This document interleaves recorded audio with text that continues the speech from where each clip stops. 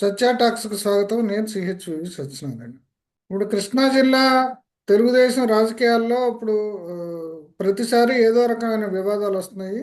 ముఖ్యంగా ఇప్పుడు విజయవాడ ఆ, ఎంపీ ఆ, చిన్ని, అట్లాగే ఇప్పుడు తిరువూరు ఎమ్మెల్యే కొలిక్పూడి శ్రీనివాసరావు మధ్య వివాదం అనేది ఎప్పటికప్పుడు రగులుతూనే ఉంది. ఎప్పటికప్పుడు ఏదో సర్దుబాటు చేసుకున్నారనేది చెప్తానే ఉన్నారు, కానీ అట్లాగే రగులుతుంది. అయితే ఈసారి మాత్రం కొలిక్పూడి శ్రీనివాసరావు చాలా సీరియస్ ఎలిగేషన్స్ చేశాడు.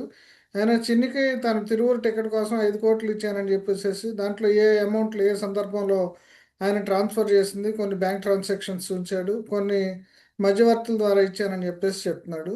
ఇది చాలా పార్టీకి తలనొప్పి అయింది. ఇప్పుడు విదేశీ పర్యటన ఉన్న లోకేష్, చంద్రబాబు కూడా ఈ విషయం తాను వచ్చాక చేస్తానని చెప్తున్నారు.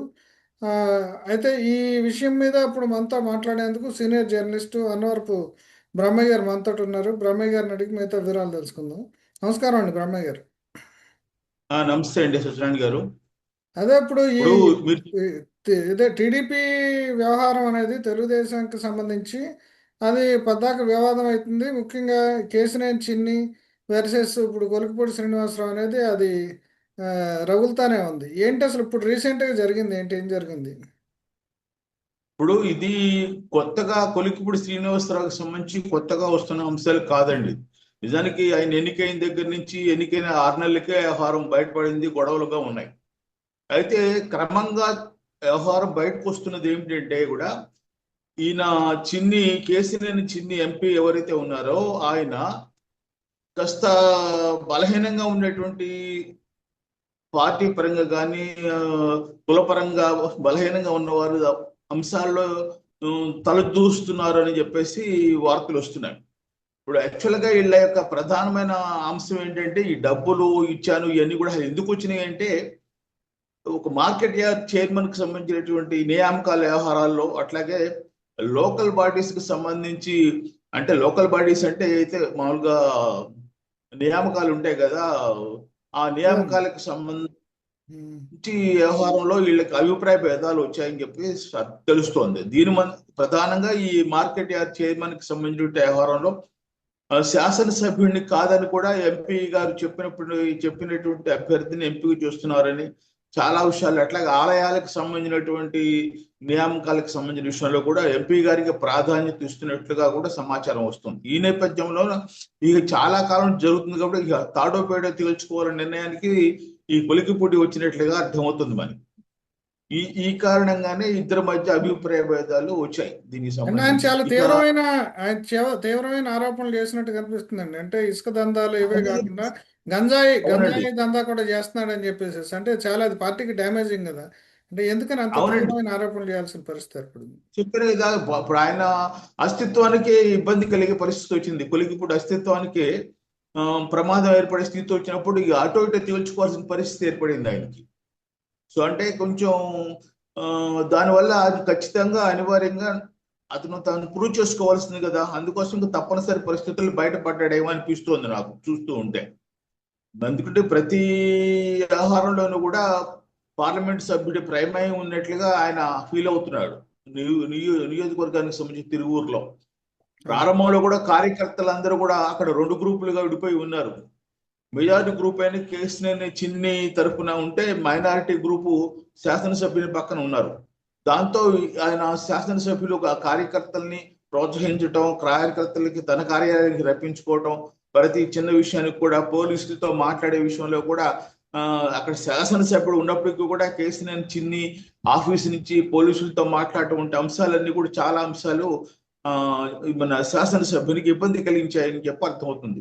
ఈ స్థితిలో మధ్యవర్తిత్వం చేయడానికి కొంతమంది ప్రయత్నం చేశారు, ఏది వాళ్ళిద్దరి మధ్య ఇబ్బంది లేకుండా ఉండటం కోసం. అయినప్పటికీ కూడా ప్రయోజనం లేకుండా పోవటం. ఆ నిజానికి సహజంగా ఏదైనా ఉంటే శాసనసభ్యుడికి చెప్పే అవకాశం ఉంది, కానీ చిన్నికి చెప్పే స్థితిలో శాసనసభ్యులు ఎవరు లేరు. ఈ స్థితిలో ప్రధానంగా జిల్లా ఎన్టీఆర్ జిల్లాకి పార్టీ అధ్యక్షుడిగా ఉన్న నెట్టెం రఘురామే కల్పించుకోవాల్సిన అవసరం ఉంది. అయితే నెట్టెం రఘురాం సౌమ్యుడు, మెతక స్వభావం ఉండటం వల్ల ఎవరి విషయంలోనూ పెద్దగా జోక్యం చేసుకోవట్లేదని అర్థమవుతుంది. ఈ కారణంగానే పరిస్థితి చేయి దాటే స్థితికి వచ్చింది. ఇప్పుడు మరి కొలికపూడి శ్రీనివాసరావు పరిస్థితి ఏంటంటారు పార్టీలో? అంటే జనరల్గా ఇది ఎవరు బలంగా ఉంటే వాళ్ళ మాట సాగుతుంది. ఇప్పుడు కేశినేని చిన్ని ఆయన సామాజిక వర్గం పరంగా చూసినా లేదంటే ఫైనాన్షియల్గా చూసినా సరే ఆయన బలంగా ఉన్నాడు. కొలికపూడి శ్రీనివాసరావు కూడా మొదట్లో చెప్పడం ఏంటంటే ఆయన నన్ను నిలబెట్టాడు, నాకు మద్దతు ఇచ్చాడు, ఆయన మూలంగానే నేను ఎన్నికయ్యానని చెప్పేసి చెప్పాడు. ఈ మధ్యలోనే ఇంత ఎందుకు తేడాలు వచ్చినాయి? అది ఆ మాట చెప్పాడు కదా, నన్ను నిలబెట్టాడు, అన్ని రకాలుగా ఆయన చూశాడని చెప్పడం వల్ల అన్ని రకాలుగా కూడా నేనే డామినేట్ చేయాలనే ఉద్దేశం చిన్నీకి ఉన్నట్టుగా కనిపించింది. అంత మాకు కొన్ని సందర్భాల్లో కొంతమంది చెప్పేది ఏంటంటే, మనకు గతంలో ఉన్న అనుభవాల రీత్యా కూడా కొన్ని రకాల కాన్స్టిట్యున్సీల్లో వాళ్ళు పక్కనున్న వాళ్ళు ఫైనాన్స్ చేయటం ఎన్నికల సమయంలో, ఆ తర్వాత ఈ నియోజకవర్గాలకు సంబంధించినటువంటి వ్యవహారాలన్నీ కూడా ఎవరైతే ఫైనాన్స్ చేశారో వాళ్ళే డామినేటింగ్ గా ఉంటారన్నది సహజంగా వస్తున్నటువంటి ఏ పార్టీ అధికారంలో ఉన్నా జరుగుతున్నటువంటి ఒక ప్రక్రియ. గతంలో సో కాబట్టి గతంలో నందిగామ విషయంలో కూడా ఇట్లాంటివి వచ్చినట్టున్నాయండి. అవునండి, నందిగామకి సంబంధించి కూడా తంగిరాల సౌమి గారు ఆ, ఒక మార్కెట్ యార్డ్ కమిటీకి సంబంధించే ఆవిడ సూచించిన వ్యక్తిని కాకుండా వేరే వాళ్ళు అంటే కేసినేని చిన్ని సూచించిన వ్యక్తికి ఇచ్చే అవకాశం ఉన్నప్పుడు ఆవిడ కూడా అసంతృప్తి వ్యక్తం చేయడం జరిగింది. అంటే ఈ ఎన్టీఆర్ జిల్లాలో ముఖ్యంగా విజయవాడ కాన్స్టిట్యున్సీలో ఉన్నటువంటి 7 నియోజకవర్గాల్లో 2 ఎస్సీ నియోజకవర్గాలండి. నందిగామ ఒకటి, తిరువూరు ఒకటి. ఈ సమస్యలు వచ్చేది కూడా ఈ 2 చోట్ల వస్తున్నాయి. దీన్ని బట్టి మన పరిస్థితి ఏంటో అర్థం చేసుకోవాలి. అదే. మీకు జగ్గపేటలో రావట్లేదు, విజయవాడలో రావట్లేదు, బయలువరంలో రావట్లేదు, కేవలం ఈ 2 చోట్ల వస్తున్నాయంటే పరిస్థితి ఏంటి అర్థం చేసుకోవాలి దీన్ని బట్టి. సో ఈ పార్టీ కూడా ఈ విషయంలో కొంచెం ఆ, ప్రమేయం కల్పించుకోకపోతే ఈ పార్టీ కూడా ఇబ్బందులు పడే పరిస్థితి వస్తుంది. పార్టీ పరంగా కూడా డ్యామేజ్ ఏర్పడే స్థితి కనిపిస్తుంది. అంటే ఇప్పుడు పార్టీ అంటే ఇప్పుడు ఆ, వాళ్ళ సామాజిక వర్గం ఆయన డబ్బు ఉన్నాడు కాబట్టి ఆయన వైపే మొగ్గు చూపించే అవకాశం ఉంది. ఉంటే మరి ఈయన మీద చర్యలు తీసుకుంటారేమో కదా. ఎందుకంటే ఇవాళ ఒక సమాచారం ఏంటంటే ఏదో ఒక సమావేశం పెడితే ఈ కృష్ణా జిల్లా శాసనసభ్యులకు సంబంధించింది కొల్లు రవీంద్ర నాయకత్వంలో దానికి చిన్ని వెళ్ళాడు కానీ ఈయన మొహం చాటేశాడు, ఈయన వెళ్ళలేదు శ్రీనివాసరావు అని చెప్పేసి తెలుస్తుంది. అంటే ఇంకా అది నిర్ధారించుకోవాలి. ఇప్పుడు ఇట్లాంటి పరిస్థితుల్లో ఇలాగా అంటే ఇప్పుడు ఏంటి కొలికపూడి శ్రీనివాసరావు బలహీనంగా ఉన్నట్టేనా?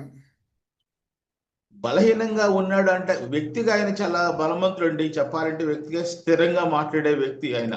మహా అయితే నా ఉద్దేశం చంద్రబాబు నాయుడు గారికి ఆయన దగ్గర లోకేష్ గారి దగ్గర ఆయన కాస్త తల ఉంచుకొని మాట్లాడతాడేమో కానీ ఇతరుల విషయంలో గట్టిగానే ఉంటాడు. ఎందుకంటే యాక్చువల్గా విద్యావంతుడు ఆయన, లెక్చరర్ గా పనిచేసి వచ్చిన వాడు దీనికి సంబంధించి. సో కాబట్టి ఆయనకు వ్యక్తిత్వం ఉంటుంది కదా, ప్రతి అంశంలో కూడా అంతేకాకుండా ఈ ఆయన కాస్త దూకుడు ఎక్కువ. ఇంతకుముందు ఏబిఎన్ ఛానల్లో కూడా మీరు బీజేపీ నాయకుడిని చెప్పుతో కొట్టడం, అదన చాలా సందర్భాల్లో ఆయన చాలా దురుసుగా టీవీ డిబేట్లో కూడా మాట్లాడటం అనేది కనిపించింది. ఇప్పుడు అట్లాంటి అవునండి. దూకుడు స్వభావం వలన ఇప్పుడు దెబ్బతింటున్నాడు అంటారు ఆయన. దూకుడు స్వభావం అంటే ఆ రోజు పార్టీ పరంగా అప్పుడు అవసరం. ఆనాడు బీజేపీకి తెలుగుదేశం పార్టీకి పొత్తు కుదురు లేదు కాబట్టి ఆ రోజున అంత పార్టీ పరంగా దూకుడు వ్యవహరించాడు ఆయన, నాకు తెలిసినంత వరకు. అంటే వ్యక్తిగతంగా వాళ్ళకి ఏమి ఉండవు కదా, కేవలం పార్టీ అవును. పరమైనటువంటి అభిప్రాయ భేదాల్లో ఆవేశపడ్డాడు. ఆవేశపడటం అసలు లక్షణం, దాంట్లో అనుమానమే లేదు. లౌక్యంగా ఉండటం కూడా కొంచెం తక్కువే ఆయనకి దీనికి సంబంధించి. సో ఇప్పుడు వాళ్ళ జిల్లా మీరు అన్నట్టుగా జిల్లా సమావేశం యాక్చువల్గా ఉమ్మడి జిల్లా సమావేశం పెట్టాల్సిన అవసరం లేదు. దీనికోసమే పెడుతున్నారా పెట్టారా అనేది కూడా స్పష్టమైనటువంటి అజెండా మనకు తెలియదు. యాక్చువల్గా ఇది గిడితే మీకు ఎన్టీఆర్ జిల్లాకు సంబంధించి ఎన్టీఆర్ జిల్లా అధ్యక్షులు నిర్వహించాలి. ఎందుకంటే రాష్ట్ర కమిటీలో చంద్రబాబు నాయుడు ఏం చెప్పంటే నేను వచ్చేంత వరకు ఈ దీనికి సంబంధించి ఎవరిని పిలవద్దు పార్టీకి అని చెప్పేసి కూడా పార్టీ కార్యాలయం పిలవద్దు అని చెప్పి ఆయన ఉత్తర్వులు జారీ చేసినట్టు కూడా వార్తలు వచ్చారు. ఎందుకంటే ఒక దశలో ఎప్పుడు ఇప్పుడు రాష్ట్ర స్థాయి అధ్యక్షులు ఉన్నారు కదా, ఆయనే సమావేశపరచాలి, ఇద్దరిని సమావేశపరిచి ఏదో రాజీ చేయాలని ప్రయత్నం చేస్తే ఆ విషయం తెలుసుకుని లోకేష్ గారు కానీ అంటే చంద్రబాబు గారు కానీ వాళ్ళు చెప్పడం ఏంటంటే నేను వచ్చేంత వరకు మీరు ఏం మాట్లాడి చేయొచ్చు, ఏమి సంప్రదింపులు చేయొద్దు అని కూడా ఆదేశాలు ఇచ్చినట్లుగా తెలుస్తుంది. అంటే కాబట్టి రాష్ట్ర ఇవాళ రాష్ట్ర అధ్యక్షుడికి అంటే రాష్ట్ర అధ్యక్షుడు దీన్ని డీల్ చేయలేడని అపనమ్మకమా? లేదంటే ఆయనకి ఆ డీల్ చేసే అధికారం లేదంటారా? డీల్ చేసే అధికారం లేకుండా ఎందుకు ఉంటుంది? ఖచ్చితంగా ఉంటుంది. ఇప్పుడు ఆయన జాతీయ పార్టీగా ఉంది తెలుగుదేశం పార్టీ వాళ్ళ, ఆయన జాతీయ పార్టీ అధ్యక్షుడు కాబట్టి ఆయన డైరెక్షన్ మేరకు రాష్ట్ర కమిటీ పనిచేయాల్సిందే కదా ఖచ్చితంగా. ఇప్పుడు ఏదైనా ఇప్పుడు మనకి కాంగ్రెస్ పార్టీలో చిన్న చిన్న తేడాలు వచ్చినాయి అనుకోండి, వాళ్ళు ఏం చేస్తారు, అధిష్టానానికి సంబంధించిన ఢిల్లీ స్థాయిలోనే సమావేశాలు జరుపుతారు. అట్లనే ఇక్కడ అధిష్టానం చంద్రబాబు నాయుడు చెప్పాలంటే జాతీయ స్థాయి సెక్రటరీ లోకేష్ గారు. కాబట్టి వాళ్ళు లేకుండా మళ్ళీ వేరే దశకు దేనికి మళ్ళీ ఇప్పుడు రాష్ట్ర స్థాయిలో జరిగింది సంప్రదింపులు కుదరలేదు అనే భావన మళ్ళీ మీడియాలో రావడం ఎంత అవసరం లేదు కదా. అది చేసేది ఏదో వాళ్ళు వచ్చిన తర్వాత ఏకంగా ఒకేసారి చేద్దామని ఉద్దేశం ఉండి ఉండవచ్చు వాళ్ళకి. అంటే గతంలో కూడా కొన్ని నియోజకవర్గాల్లో ఇట్లా లోకల్గా ఉన్న నాయకులకు మధ్య గొడవలు రావటం ఇవన్నీ జరుగుతున్నాయి. అంటే ముఖ్యంగా ఇసుక దందాలు లేదంటే మైనింగ్ అవును. ఇట్లాంటి వ్యవహారాల్లో జరుగుతుంది. అంటే ఇప్పుడు తెలుగుదేశానికి ఇప్పుడు డబ్బు ఎక్కువయ్యి దందాలు చేయటం అంటే జబ్బు చేసింది కాకుండా డబ్బు చేయటం వల్ల ఈ సమస్యలు వస్తున్నాయి అంటారా? ఇప్పుడు మనం డబ్బు చేయటం అంటే ఇప్పుడు వాళ్ళ శాసనసభ్యులకు సంబంధించి ఆయన కూడా చంద్రబాబు నాయుడు గారు కూడా అసెంబ్లీలో స్వయంగా చెప్పాడు, కొంతమంది శాసనసభ్యులు తమ ఇష్టారీతను ప్రవర్తిస్తున్నారు, కంట్రోల్ చేయవలసిన అవసరం ఉంది, మాట్లాడేటప్పుడు ముందు వెనుక చూసుకోవాలి అని చెప్పాడు. అంటే ఇండైరెక్ట్ గా శాసనసభ్యుల స్థితిగతులు ఆయనకి తెలియకుండా ఎందుకు ఉంటాయి? ఇంటెలిజెన్స్ ద్వారా సమాచారం ఎప్పుడు ఏ శాసనసభ్యుడు ఏం చేస్తున్నాడో తెలియస్తూనే ఉంటుంది. కాబట్టి ఆ కారణంగానే అసెంబ్లీలో కూడా ఆయన కేబినెట్ సమావేశంలో కూడా ఈ విషయాన్ని ప్రస్తావించి హెచ్చరించినట్టుగా మనకు వార్తలు వచ్చినాయి. సో కాబట్టి మనం పార్టీ పరంగా జాగ్రత్త పడాల్సిన అవసరం ఉంది, ఆయన పడుతున్నాడని చెప్పి అనిపిస్తోంది. ఒక చిన్న బ్రేక్ తీసుకుందాం.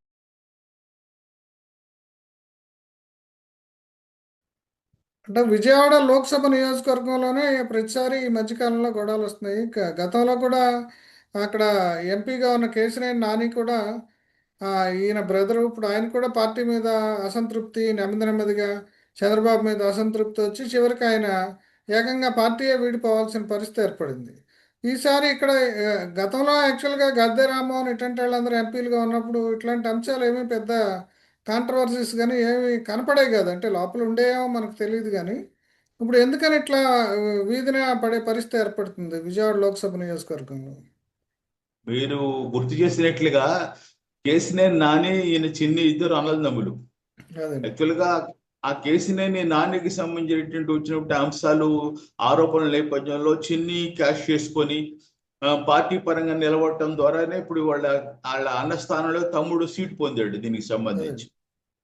ఇప్పుడు అంటే ఒకటే ఒక విషయం ఏంటంటే చిన్ని గారు కూడా కొంచెం కాస్త స్పీడ్ గానే ఉన్నట్లుగా వార్తలు వస్తున్నాయి మనకు. దీనికి సంబంధించి ఏంటంటే కొంతమందినే బయటపడుతున్నారు, కొంతమంది బయటపడట్లేదు. కాబట్టి ఈ విషయంలో మరి పార్టీకి నేను ఇందాక చెప్పినట్టుగా ఇంటెలిజెన్స్ వ్యవహారంలో వాళ్ళేమి నివేదిక ఇచ్చుంటారు దీనికి సంబంధించి, ఖచ్చితంగా కూడా పార్టీ అధ్యయనం చేస్తుందా, పరిశోధన చేస్తుంది దీనికి సంబంధించి ఏం జరుగుతుంది ఏమిటి. కొంతమంది ఇతర శాసనసభ్యులు కూడా ఈయన కార్యకలాపాల పట్ల కొన్ని అంశాలు అసంతృప్తిగా ఉన్నప్పటికీ వాళ్ళు బయటపడట్లేదు, ఎందుకంటే వాళ్ళ మీద కూడా ఈయన అంత దురుసుగా వెళ్ళట్లేదు. బట్ వీళ్ళిద్దరికి సంబంధించి కొలికపడి విషయంలో కాస్త వేగంగానే ఉన్నాడు. అట్లాగనే నందిగామ శాసనసభ్యురాల విషయంలో కూడా ఆయన కొంచెం కల్పించుకున్నాడని చెప్పేసి కల్పించుకుంటున్నాడని కూడా మనకి వార్తలు వస్తున్నాయి దీనికి సంబంధించి.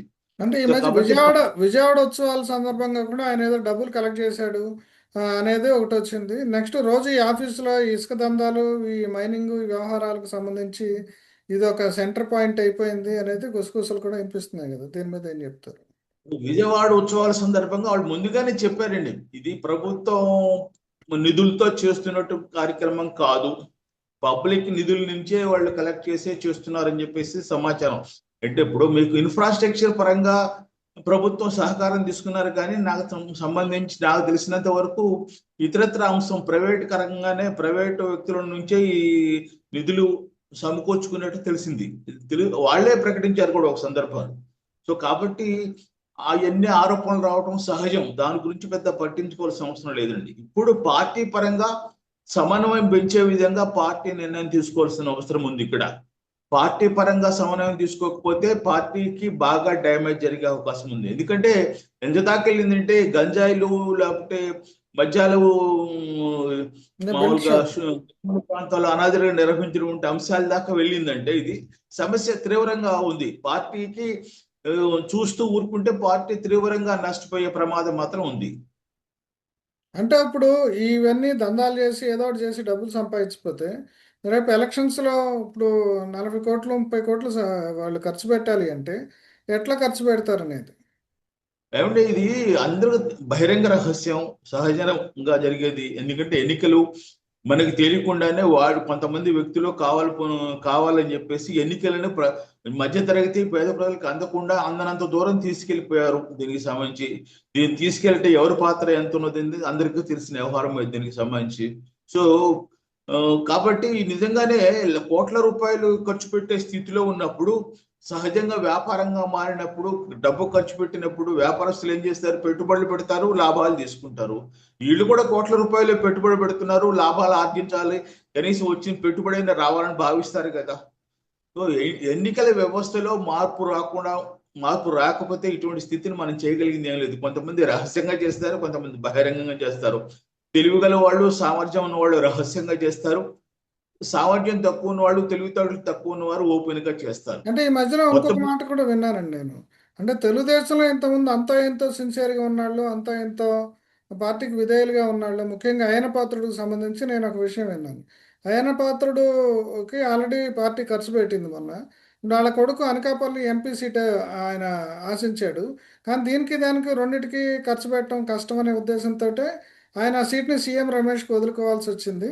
ఆ, ఈ కారణంగానే ఇప్పుడు అయ్యన్న పాత్రుడు ఎప్పుడూ లేని విధంగా ఆయన మైనింగ్లో వేళ్ళు పెట్టి ఆయన విమర్శలుగా ఏదో రకంగా మనం డబ్బులు సంపాదించి నెక్స్ట్ టైం ఆ సీట్ సంపాదించాలి అనే ధోరణిలో అంటే ఇట్లా అంటే ఇది ఒక ఉదాహరణ.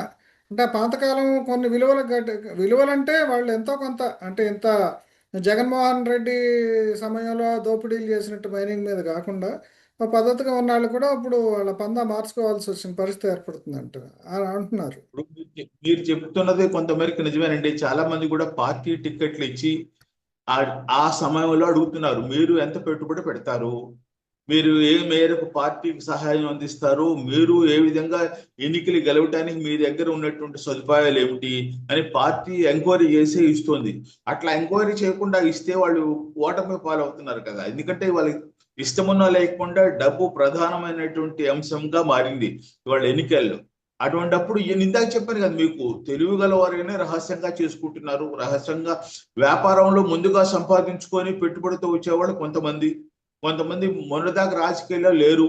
ఉదాహరణకి మనకి చంద్రశేఖర్ గారు గుంటూరు ఎంపీ గారు పనిచేశారు. ఆయన అంతకుముందు రాజకీయాలు లేరు. ఆర్థికంగా స్థిరపడి సంపాదించుకున్న తర్వాత రాజకీయాల్లోకి వచ్చారు. అట్లా ఆర్థికంగా స్థిరపడి లేని వాళ్ళ పరిస్థితి ఏమిటి? ఆర్థికంగా స్థిరపడి లేని వాళ్ళ పరిస్థితి ఏంటి? మరి వాళ్ళు సంపాదించుకోవాల్సిందే కదా. ఎక్కడి నుంచి తీసుకొస్తారు? అందరికి సాధ్యం కాదు కదా. కాబట్టి ఎన్నికలు కోట్ల రూపాయల్లోకి, 100 కోట్లు 1000 కోట్లు రాష్ట్ర వ్యాప్తంగా ఖరీదైన వ్యవహారంగా మారినప్పుడు ఇటువంటి అనివార్యంగా ముందుకు వస్తూ ఉంటాయి. ఇటువంటి ఆరోపణలు వస్తాయి. ఇటువంటి అంశాల్లో బయటకు రావడం కూడా సహజం దీనికి సంబంధించి. కాబట్టి గొంగట్లో మనం భోజనం చేస్తే వెంట్రుకలు వస్తున్నాయి అనుకోవడం కూడా పొరపాటని నా అభిప్రాయం. ఇది సహజ సిద్ధమైనటువంటి ప్రక్రియ, దాంట్లో అనుమానమే లేదు. అదేండి. అంటే ఇటీవల కాలంలో అంటే కొత్త తరం అంటే ఫస్ట్ జనరేషన్ కొలికిపూడి శ్రీనివాసరావు లాంటి వాళ్ళు ఇట్లాంటి వాళ్ళు అంటే కొన్ని సామాజిక వర్గాల నుంచి ఎస్సీ సామాజిక వర్గం బీసీ సామాజిక వర్గం నుంచి వస్తున్నారు రాజకీయాల్లోకి. వాళ్ళు కూడా ఇప్పుడు ఏంటంటే ఎవరైతే ఇప్పుడు అగ్రవర్ణాలు వాళ్ళు ఉన్నారో అంటే ఇక తెలుగుదేశంలో ఏముంది ఇప్పుడు కమ్మ లేదంటే జగన్ పార్టీలో రెడ్డి అంటే వాళ్ళని ఆదర్శంగా తీసుకుని మనం కూడా ఏదో ఒక దందాలు చేసి ఏదో చేసి రాజకీయాల్లో నిలబడాలని అనుకుంటున్నారు. అనుకుంటున్నట్టు అనిపిస్తుంది. అంటే ఈ సందర్భంగా కూడా కన్ఫరంటేషన్ వస్తున్నట్టు అనిపిస్తుంది కదా, మీరేమంటారు? ఇప్పుడు ఇప్పుడు మనం ఎన్నికల్లోకి రావాలి. కొత్తగా కొలికుడు లాంటి వాళ్ళు వస్తున్నారండి, నిజమే. వస్తున్నప్పుడైనా వాళ్ళకు కూడా వాళ్ళు ఎంతో కొంత మీరు ఖర్చు పెట్టాలి కదయ్యా, పూర్తిగా మేమేం ఖర్చు పెడతాం అన్నప్పుడు ఎంతో కొంత వాళ్ళు ఖర్చు పెట్టాల్సిన పరిస్థితి ఏర్పడుతుంది. ఆ ఖర్చు పెట్టడం అంటే వాళ్ళు ఏం చేస్తారు? వాళ్ళ దగ్గర స్వతహాగా ఆస్తి పరులు కాదు. ఎవరి దగ్గర వెళ్ళి అప్పు తీసుకురావటము, లేకపోతే నేను శాసనసభ్యుడిని అవుతాను, ఆ తర్వాత మీకు సహకారం అందిస్తాను అని చెప్పే డబ్బు సమకరించుకోవాల్సిందే వాళ్ళు అనివార్యంగా. అది పొలికిపుడు కావచ్చు, మరో నాయకుడు కావచ్చు. కొత్తగా రాజకీయాల్లోకి వచ్చే వాళ్ళకి మాత్రం డబ్బు ఉంటే పర్వాలేదు. స్వయంగా డబ్బు ఉంటే వాళ్ళు సొంతగా ఖర్చు పెట్టుకుంటే పెద్ద గొడవ ఉండదు. ఎప్పుడైతే డబ్బు లేదో కొంత పార్టీ ఇస్తుంది, మీ కొంత పార్లమెంట్ సభ్యుడు ఇస్తాడు, మిగతాది కొద్దిగా గొప్ప క్యాండిడేట్ వేసుకోవాలి.